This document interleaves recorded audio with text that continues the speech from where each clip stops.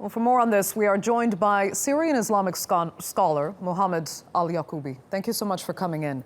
I just want to get your general feeling on, first, this ceasefire and the peace talks that were set to follow. Do you hold out much hope that either or both will succeed? Well, the start point of hopes is the ceasefire. I tweeted, I consider that a great win for the Syrian people, a great win for the innocent people who have nothing to do with this fighting. Syrian people have suffered a lot through the past decades, but the suffering increased a lot now with the bombings and the fighting. So a ceasefire is a must. Stop the bloodshed. It's a great win. But we're hearing that there have been numerous violations, and we just heard there from the Syrian opposition spokesperson that they are now refusing to participate in the peace talks that were set to follow in Astana in the coming weeks. Do you feel for them? Do you agree that they should pull out of these talks? Is that justified? Well, is this a tactic or a strategic position? If it's a tactic, yes, because the regime has to make Syrian regime has to make some concessions when sitting at the negotiating table. Assad regime has no future in Syria. Everyone knows this. Now, the point is how to get to that point. The Syrian opposition also has to be convinced that war is not the means to reach that point. Now, we've been fighting for over 5 years. We reached nowhere. We lost 500,000 people, innocent people, so many injured people. The tragedy of the Syrian people probably is the tragedy of this century. So I encourage the opposition to go for negotiations, but again, there should be some leverage and pressure on the Syrian regime to make some concessions, at least start releasing political prisoners, kidnapped people from both sides. But while you say there is no future for Bashar al-Assad, the main parties backing the negotiations on behalf of the Syrian regime feel he does have a future in the country.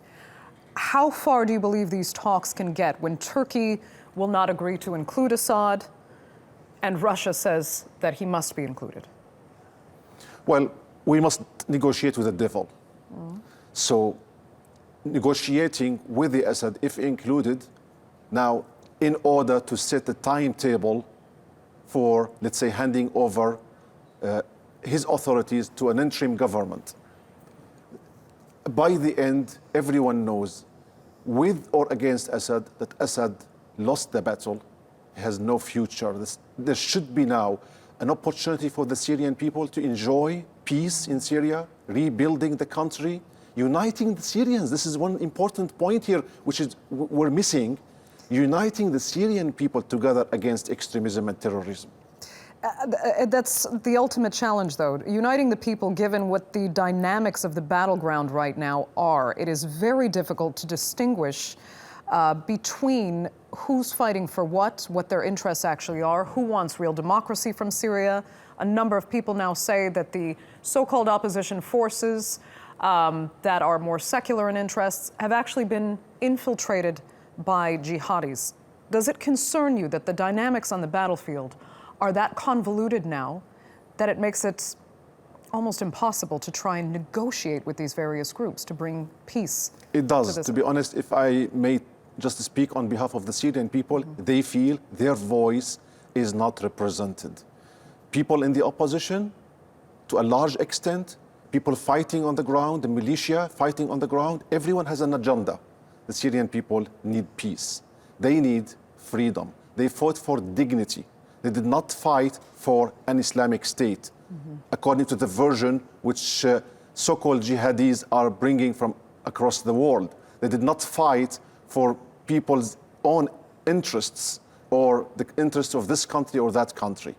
They fought for freedom and dignity, and I believe we should have the voice of the Syrian people represented on any negotiating table. So I'll ask you what may sound like a naive hypothetical right now. If you held the proverbial magic wand to help end this conflict, what would you do? Who would you place where? Whom would you give voices to? Who would be doing this negotiating? Well, this is a very difficult position. And at the same time, you need people who are fighting on the ground to negotiate. So ultimately, I encourage all of these moderate fighting groups to come to the negotiating table because they have guns. The Syrian people are victims of the bullets and bombs. So they have to come to the negotiating table. And of course, the Assad regime has to sit at the negotiating table, and we have to reach an agreement where everyone makes some concessions and gives in something. We come to a common ground where gradually, if we agreed on this and made some concessions, I believe a couple of years ago, we would have seen Syria now without the Assad regime and probably without many of the extremist groups. Okay. Mohammed Al-Yaquobi, unfortunately, that's all the time we have. I'd like to thank you so much for coming in and sharing Thank you very your much. insight.